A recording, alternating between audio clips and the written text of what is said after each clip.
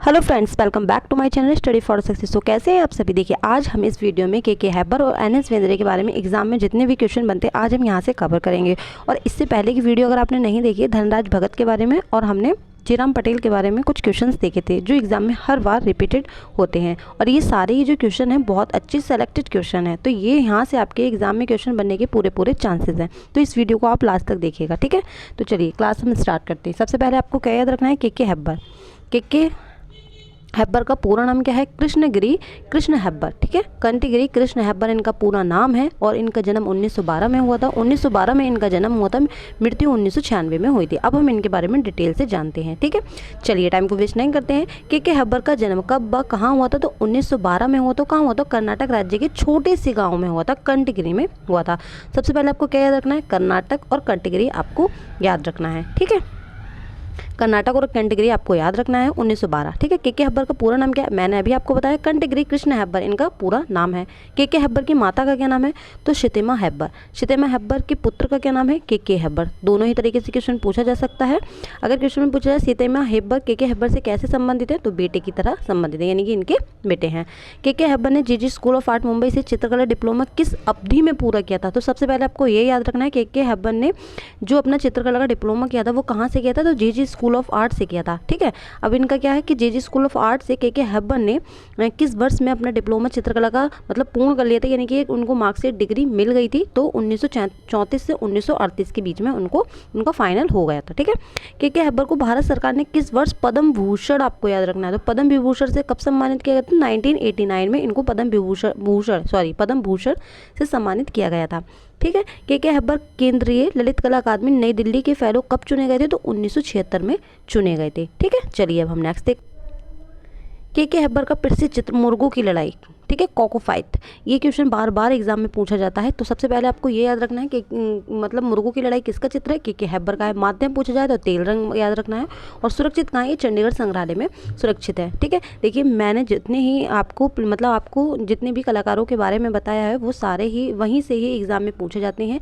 और ऐसा नहीं कि मैं आपको 1000, 2000 या 3000 जो है कलाकारों के ऊपर करा दूं और वो कलाकार भी करा दूं सिर्फ व्यूज़ के लिए कि मेरे व्यूज़ आ जाएं, तो मेरे चैनल को मतलब वीडियो अपलोड होनी चाहिए डेली, तो ऐसा कुछ नहीं है। मैं आपको सारे वही क्वेश्चन कराती हूँ, वही कलाकार कराती हूँ जहाँ से एग्ज़ाम में 100% क्वेश्चन बनते हैं, ठीक है। तो और हाँ, 1000 2000 की क्या है, मैं भी आपको 125 क्वेश्चन का प्रैक्टिस सेट सॉल्व कर सकती हूँ। मुझे लगता है कि पहले हमें एक एक कलाकार के बारे में डिटेल से जानना चाहिए, फिर उसके बाद 125 यानी कि 125 क्वेश्चन पेपर हम मॉडल पेपर लेके आएंगे। इससे आप क्या है, इससे आप अपने को खुद को जांच पाएंगे कि आपने कितनी प्रैक्टिस कर रखी है, ठीक है। और उसमें क्या होता है, मिक्स क्वेश्चन होते हैं, सही है। तो ये सारे ही जो हैंगे सेलेक्टेड क्वेश्चन हैंगे और यहाँ से ये हर बार एग्जाम में पूछे जाते हैं। और ये जो है देखिए मैं कितनी स्पीड में पढ़ाती हूँ। मुझे लगता है कि अगर मैं ही आपको स्लो पढ़ाऊंगी तो आप लोग एग्जाम में कैसे करेंगे। आपको तो 2 घंटे मिलते हैं 125 क्वेश्चन सॉल्व करने के, और मैं अगर आपको 50 क्वेश्चन 1 घंटे में कराती हूँ तो फिर आप खुद ही सोच सकते हैं आप लोग कैसे करेंगे। तो इसलिए मुझे भी स्पीड में पढ़ना है और आपको भी पढ़ना है। ऐसा नहीं है कि मैं इसको डिटेल में या इसको जो है एक्सप्लेन नहीं करती हूँ, आप लोग खुद ही जानते हैं कि मैं एक्सप्लेन भी करती हूँ और स्पीड में भी पढ़ाती हूँ, ठीक है। तो चलिए क्या है इनका के हैबर का क्या है, मुर्गों की लड़ाई, और माध्यम क्या है तेल रंग, और सुरक्षित पूछा जाए तो चंडीगढ़ संग्रहालय में। अब क्या है 1936 से 46 तक यानी कि 10 वर्ष तक के हैबर ने किस कला महाविद्यालय में शिक्षण कार्य किया, तो जेजी स्कूल ऑफ आर्ट मुंबई में किया है। अब क्वेश्चन में पूछा जाए के हैबर ने जेजी स्कूल ऑफ आर्ट मुंबई में कब तक कार्य किया है, तो 1936 से 1946 यानी कि 10 साल तक इन्होंने किया है। के हैबर ने अपनी कर्मस्थली किसे बनाया है, तो मुंबई में बनाया है, ठीक है। अब क्या है कि हैबर जूलियन एकेडमी पेरिस की चित्रकला का अध्ययन करने के लिए कब गए थे, यानी कि जो हैबर जूलियन एकेडमी है पेरिस में चित्रकला का अध्ययन करने कब गए थे, तो 1949 में गए थे। महाराष्ट्र सरकार ने हैबर को किस गौरव पुरस्कार से सम्मानित किया, किस वर्ष गौरव पुरस्कार से। अब पूछा जाए गौरव पुरस्कार से किसे सम्मानित किया गया है, तो के हैबर को किया गया है। के हैबर को गौरव पुरस्कार से किस सरकार ने सम्मानित किया गया था, तो महाराष्ट्र सरकार ने सम्मानित किया था। अब पूरा ही क्वेश्चन इसमें आ गया है कि महाराष्ट्र सरकार ने हैबर को किस वर्ष गौरव पुरस्कार से सम्मानित किया, तो 1990 आपको याद रखना। देखिए कितने क्वेश्चन बने, हमारे 4 क्वेश्चन बने। देखिए अगर आप ऐसे लिखना चाहें जैसे ये लिखा हुआ है तो आप ऐसे लिख सकते हैं, वरना अगर जैसे मैं बोलती हूँ आप लोग वैसे भी लिख सकते हैं, ठीक है। के हैबर ने कला के किस क्षेत्र में ख्याति प्राप्त की है, तो ये चित्रकला के रूप में ज़्यादा फेमस है, चित्रकारी के लिए, ठीक है। के हैबर किस कला से प्रभावित है, तो ये भैया लोक कला से प्रभावित है। और कौन कौन है हमारे, के जी सुब्रमण्यम भी हो जाएंगे और यामिनी राय भी हो जाएंगे, ठीक है।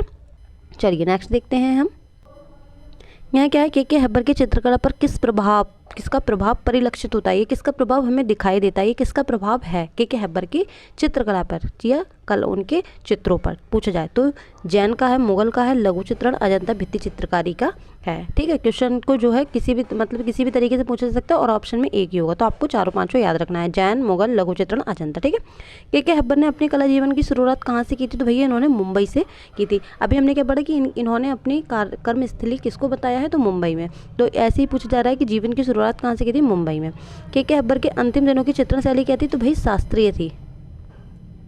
देखिए शास्त्रीय नहीं थी, जो इनकी अंतिम दिनों की शैली थी वो रेखात्मक थी। आपको रेखात्मक याद रखना है। ठीक है, अगर देखिए जहाँ जहाँ कुछ ऐसा होता है वन लाइनर क्वेश्चन में, जैसे राकेश गोस्वामी की भी कुछ बुक है तो उसमें जो आंसर है थोड़ा सा गलत है, लेकिन आपको दोनों ही याद रखने हैं। ठीक है, वैसे इनकी जो शैली थी वो रेखात्मक थी। अगर रेखात्मक नहीं है तो आप शास्त्रीय पे जा सकते हैं। ठीक है, हैबर को किस वर्ष राष्ट्रीय पुरस्कार मिला, क्या है, वो तो हमारा कौन सा था, गौरव पुरस्कार। अब क्या है, ये राष्ट्रीय पुरस्कार है।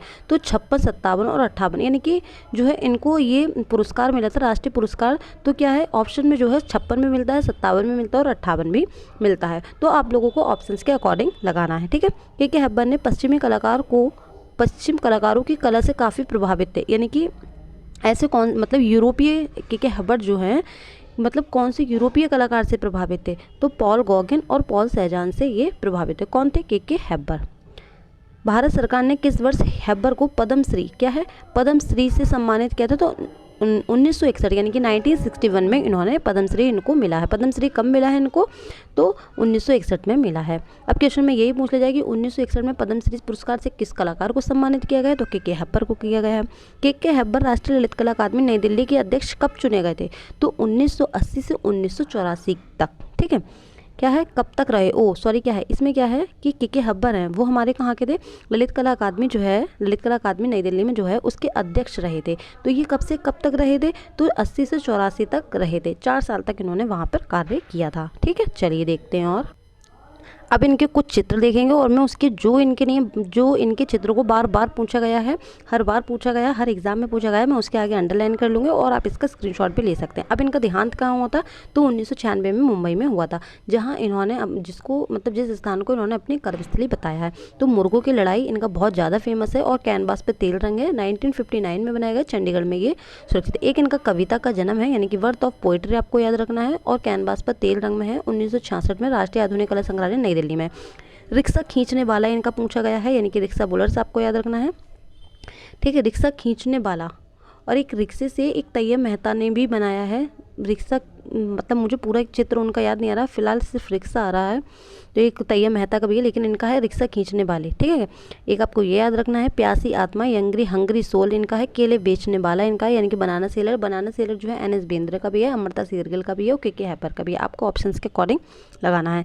ठीक है, धान कूटते हुए इनका बहुत अच्छा वर्क है। ठीक है, और ये कागज़ पर टेम्परा है। तेल रंग व लाल जाड़े की रात, क्या है ये, सुनहरे व लाल जाड़े की रात, द ड्रम इनका है, माहिम दरगाह तेल रंग में बना हुआ है, ये ललित कला अकादमी नई दिल्ली में सुरक्षित है। ये ट्रांक यानी कि सूखा, थ्रेशिंग ये भी इनका है, कागज़ पर टेम्परा है, फेस्टिवल इन असलेम इनका है, फ्लड बाढ़ इनका है, राष्ट्रीय आधुनिक कला संग्रहालय नई दिल्ली में सुरक्षित है। ये अंधकार का पात ये भी इनका है, और ये कैनवास पर तेल रंग में राष्ट्रीय आधुनिक कला संग्रहालय नई दिल्ली में। स्पीकर्स नहीं स्वीपर्स जो है ये इनका है, और मदर एंड चाइल्ड इनका है, विक्टम्स और टाइल फैक्ट्री और भिखारी किसका है, बैकर अमृता शेरगिल का। जिसके आगे मैंने अंडरलाइन की, तो इसको तो आपको बिल्कुल रट्टा मारना ही मारना है, ये बार बार क्वेश्चन पूछे गए हैं। तो आपको क्या करना है, इनके चित्र को जानना है, किस सन में बनाया गया है, कहाँ सुरक्षित है और इसका माध्यम। ठीक है, अगर आपने जिसमें मैंने अंडरलाइन भी की है ना, अगर आपने वो ही पढ़ लिया तो ज़्यादातर जो है बार बार यहीं से पूछे जाते हैं। तो चलिए अब हम एन.एस. बेंद्रे के बारे में जानते हैं। क्या है, एन.एस. बेंद्रे का जन्म कब हुआ था, 1910 में, और के हैबर का जन्म कब हुआ था, 1912 में। ठीक है, तो सबसे पहले आपको क्या याद रखना है, 1910 में इनका जन्म हुआ था, किसका, एन.एस. बेंद्रे का, और 1992 में इनकी मृत्यु हो गई थी। ठीक है, अब क्या है, एन.एस. बेंद्रे का जन्म कब कहाँ हुआ था, तो इंदौर में हुआ था। इंदौर कहाँ, मध्य प्रदेश में हुआ था, 1910 में हुआ था। ऑप्शन में इंदौर मिले तो आपको इंदौर पे जाना है, अगर मध्य प्रदेश मिले तो मध्य प्रदेश पे जाना है। ठीक है, दोनों में से एक ही मिलेगा। एन.एस. बेंद्रे का पूरा नाम क्या है, तो नारायण श्रीधर बेंद्रे। देखिए एक जो है दो जो क्वेश्चन है वो तो हर बार पूछे जाते हैं। एक तो आपको कलाकारों का नाम याद रखना है, ठीक है, एक पुस्तक से पूछा जाता है। ये जो है एक कलाकारों का पूरा नाम, पुस्तक और एक चीज़ और है, भारतीय डाक टिकट पे जो छपे हुए चित्र हैं ये तीन भी, मतलब इन तीनों को तो आपको पढ़ना ही पढ़ना है। और तो सारे हम लोग जानते ही हैं क्या है, लेकिन इन तीनों को हम भूल जाते हैं, तो आप लोग इनको भी हल्के में ना लीजिए। कलाकारों के फुल नेम भी आपको जानना है, ठीक है। एन एस बेंद्रे के प्रारंभिक चित्रकला शिक्षण किसके सानिध्य में रहकर मतलब हुआ था, यानी कि जो एन एस बेंद्रे की जो चित्रकला ली थी उन्होंने, तो किसके सानिध्य में रहकर इन्होंने प्राप्त की थी, तो दत्तात्रेय देवलालीकर। अब पूछ लिया जाए कि एन एस बेंद्रे के कलागुरु कौन थे, तो भाई ये ही थे डी डी देवलालीकर। क्वेश्चन में पूछ लिया जाए कि डी डी देवलालीकर का पूरा नाम क्या है, तो दत्तात्रेय देवलालीकर इनका पूरा नाम है, ठीक है। लंदन की किस पत्रिका ने एन एस बेंद्रे के जीवन से प्रभावित होकर लेख प्रकाशित किया, तो आर्टिस्ट पत्रिका, ठीक है। आर्टिस्ट पत्रिका प्रकाशन कहाँ से होता है, तो लंदन से होता है। और आर्टिस्ट पत्रिका किसकी है, तो भाई एन एस बेंद्रे की है, ठीक है। चलिए नेक्स्ट देखते हैं हम। नव प्रभाववाद लाने वाले प्रथम कलाकार कौन है, तो एन एस बेंद्रे ही हैं। क्वेश्चन में पूछा जाए कि नव प्रभाववाद के पहले कलाकार कौन है, तो एन एस बेंद्रे यानी कि नारायण सिद्धर बेंद्रे। एन एस बेंद्रे के प्रारंभिक चित्रकला शिक्षा कहाँ से होती, तो इंदौर में, जहाँ पे हम रहते हैं, जहाँ पे हमारा जन्म होता है। पहले तो शिक्षा हम वहीं से लेते हैं, जब हम बड़े हो जाते हैं उसके बाद हम कॉलेज डिसाइड करते हैं कि हमें कहाँ एडमिशन लेना है। तो आपको ऐसे ही याद रखना है कि इंदौर में इनका जन्म होता है, तो इंदौर में ही इन्होंने शिक्षा ली थी। ऐसे भारतीय कलाकार जिसे बड़ौदों में दादा के नाम से जाना जाता है, तो भाई एन एस बेंद्रे हो जाएंगे, ठीक है। अगर ये भी पूछ लिया जाए कि दादा के नाम से किस भारतीय कलाकार को जाना जाता है, तो एन एस बेंद्रे को जाना जाता है, ठीक है। एन एस बेंद्रे भारत सरकार ने किस वर्ष पद्मश्री, यानी कि आपको याद रखना है कि इनको पद्मश्री एन एस बेंद्रे को कब मिला था, 1969 में। 1969 में किस कलाकार को पद्मश्री मिला था, तो एन एस बेंद्रे को मिला था, ठीक है। तीनों आपको याद रखने हैं। एन एस बेंद्रे किस चित्र पर घनवादी और फापवादी परिलक्षित होता है, तो यानी कि इनका एक चित्र है जिसपे ये नवप्रभाववाद जो हैंगे, ये प्रभाववादी और नवप्रभाववादी। क्वेश्चन पूछा जाए कि प्रभाववादी, भारतीय प्रभाववादी कलाकार कौन है, ये नवप्रभाववादी कलाकार कौन है, दोनों ही पूछा जाए तो आपको एन एस बेंद्रे याद रखना है। लेकिन अब इनका क्या पूछा गया है कि भैया जब ये प्रभाववादी कहलाते हैं, तो इनके चित्रों पर जो है घनवादी प्रभाव दिखाई देता है और फापवादी प्रभाव दिखाई देता है। तो वो कौन सा चित्र है, तो भाई वो सूरजमुखी है। सूरजमुखी और वेस्टर्न आर्ट में किसका है, वेस्टर्न आर्टिस्ट में किसका है, कमेंट सेक्शन में आपको मुझे इसका आंसर देना है, ठीक है। तो इनका कौन सा चित्र है, तो सूरजमुखी इनका चित्र है, सनफ्लावर। एन एस बेंद्रे ने इस बार जे स्कूल ऑफ आर्ट मुंबई से चित्रकला का डिप्लोमा किया था, तो इन्होंने 1934 में चित्रकला का डिप्लोमा किया था, ये भी आपको याद है। भारत में प्रथम बिंदुवादी कलाकार, देखिए बिंदुवादी हम आप लोगों ने वेस्टर्न आर्ट की सीरीज मेरी देखी होगी। तो नवप्रभाववाद को क्या कहा जाता है, मैंने नवप्रभाववाद, प्रभाववाद, दादावाद, फापवाद, जितने भी मतलब वेस्टर्न आर्ट के जितने भी वो हैं मैंने सारे सॉल्व करा रखे हैंगे। और उसके MCQs भी और डिटेल में भी मैंने वन लाइनर की सीरीज़ चलाई थी। अगर आपने वो नहीं देखी तो आप लोग देख सकते हैं। तो हमारा क्या है कि नवप्रभाववादी का ही पूरा नाम, दूसरा नाम क्या है, बिंदुवादी। अब क्या कहा गया है इसमें कि नवप्रभाववादी कलाकार किसे कहा जाता है, तो बेंद्रे को कहा जाता है, ठीक है। तो अब क्या है, बिंदुवादी भी, जब बेंद्रे को नवप्रभाववादी कलाकार कहा जाता है और हमें पता है नवप्रभाववादी का दूसरा नाम क्या है, तो बिंदुवाद है, तो उसी को ही पूछा गया है बिंदुवादी कौन है, तो भाई एन एस बेंद्रे हो जाएगा, ठीक है। बेंद्रे की प्रथम एकल प्रदर्शनी कब व कहाँ आयोजित हुई, 1943 में मुंबई में हुई थी। तो क्या है हमारा, हमने एन एस बेंद्रे वाला पढ़ लिया था, ठीक है।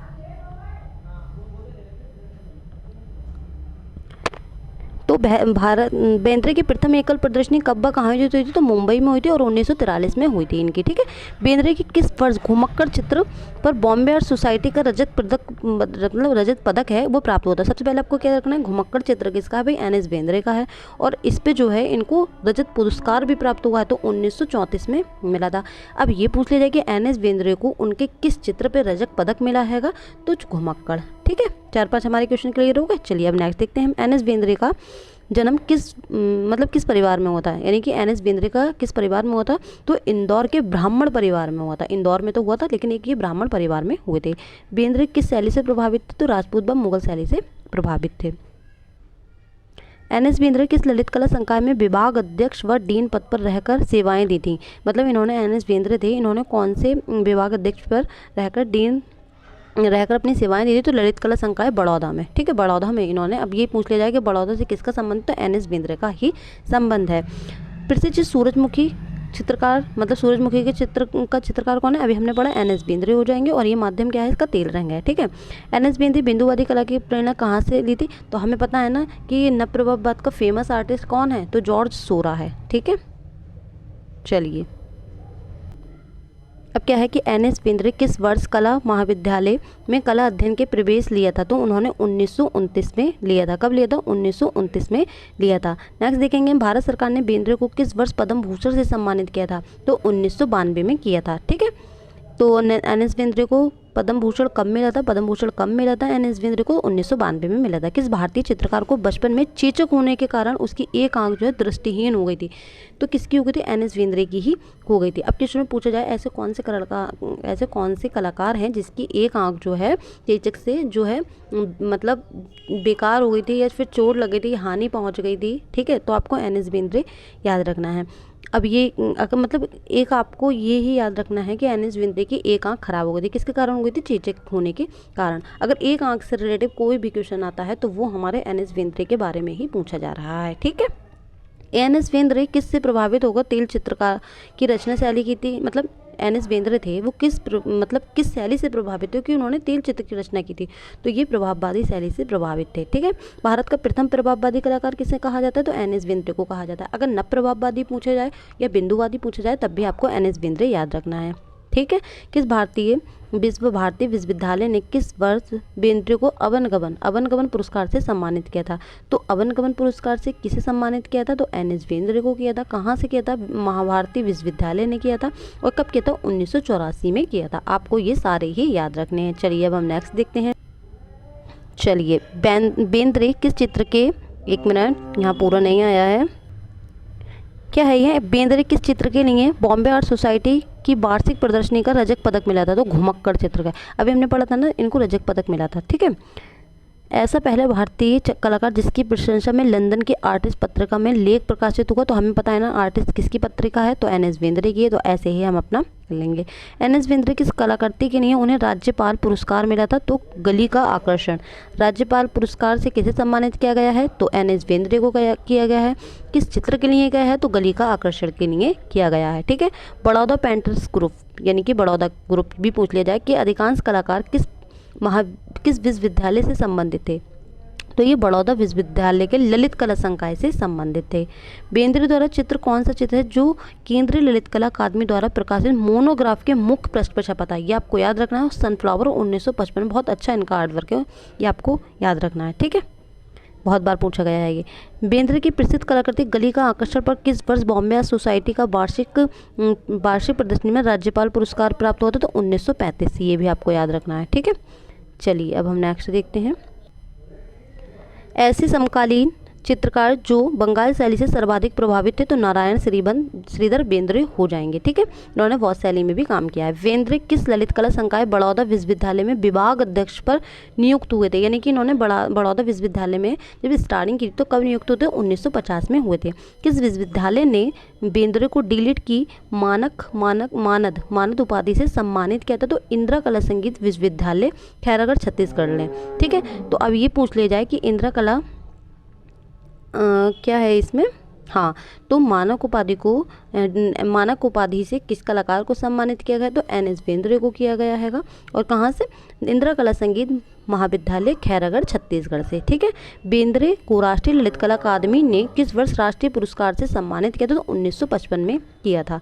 ठीक है, एक इनका जो हैगा एक थार यानी कि कांटा है एक इनका, और एक सूरजमुखी है एक इनका, और गली का अभी हमने जो पढ़ा उसका। तो ये 3-4 चित्र जो हैं, इनका माध्यम, इनकी सन और ये कहाँ सुरक्षित हैं, और इनकी डेट ऑफ बर्थ और एक क्या पुरस्कार मिला। ये 4-5 जो क्वेश्चन है, इनमें से ये जो 4-5 क्वेश्चन बने हैं उनको आप अच्छे से रट डालिए। ठीक है, एन एस बेंद्रे चित्रण की प्रमुख तकनीक माध्यम क्या रहा? तो तेल इनका प्रमुख फेमस, इन्होंने बहुत सारा जो वर्क किया है वो तेल माध्यम है, लेकिन इन्होंने वॉश में भी किया है।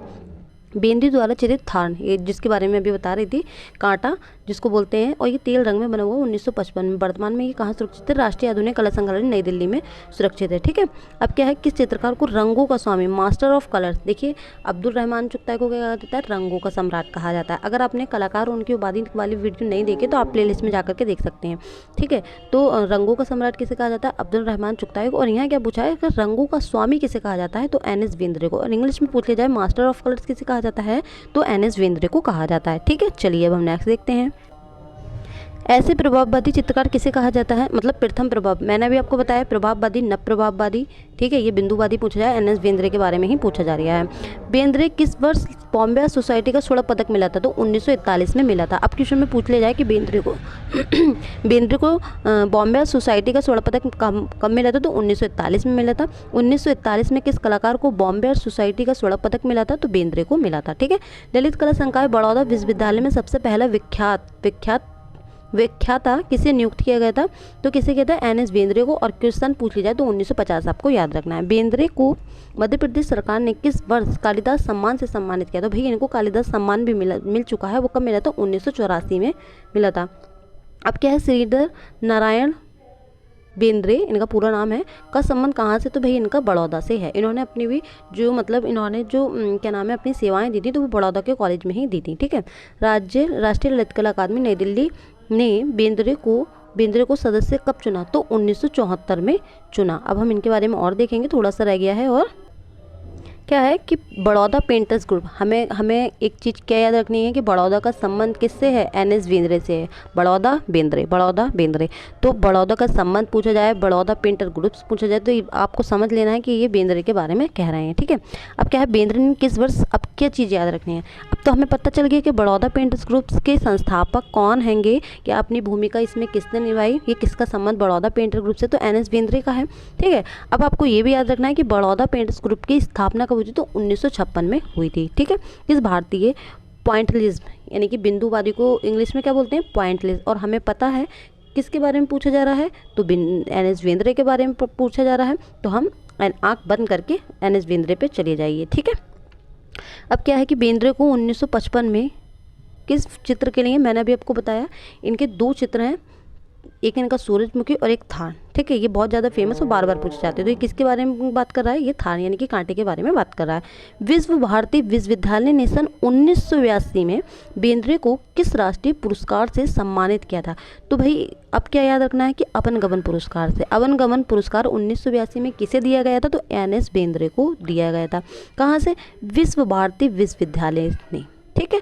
4 बने, आपको याद रखना है। ललित कला संकाय बड़ौदा विश्वविद्यालय का पहला विभाग अध्यक्ष किसे नियुक्त किया गया था? भाई तो बड़ौदा की बात हो रही है ना, तो एन एस बेंद्रे को। बेंद्रे का प्रसिद्ध सूरजमुखी कहाँ है? तो आधुनिक कला संग्रहालय नई दिल्ली में है, सूरजमुखी इनका है। चलिए, ललित कला संकाय बड़ौदा विश्वविद्यालय में सबसे पहले व्याख्याता और विभाग अध्यक्ष पद पर नियुक्त होने वाले कलाकार कौन है? एन एस बेंद्रे हैं, ठीक है। और 1950 में इनको नियुक्ति हुई थी। बेंद्रे को किस कलाकृति के लिए राष्ट्रीय ललित कला अकादमी ने राष्ट्रीय पुरस्कार से सम्मानित किया था? तो इनका थान की बात ही चल रही है। नेशनल अवार्ड इनको मिला है, 1955 में मिला है। और इनका बहुत अच्छा, यानी कि इंग्लिश में भी पूछा जाता है थान और हिंदी में पूछा जाता है काट, तो आपको याद रखना है। एन एस बेंद्रे को किस वर्ष बड़ौदा विश्वविद्यालय में सेवानिवृत्ति हो गए थे? तो 1966 में, 1966 में। एन एस बेंद्रे के प्रमुख शिष्यों में से कौन से थे? तो कौन से थे इनके शिष्य?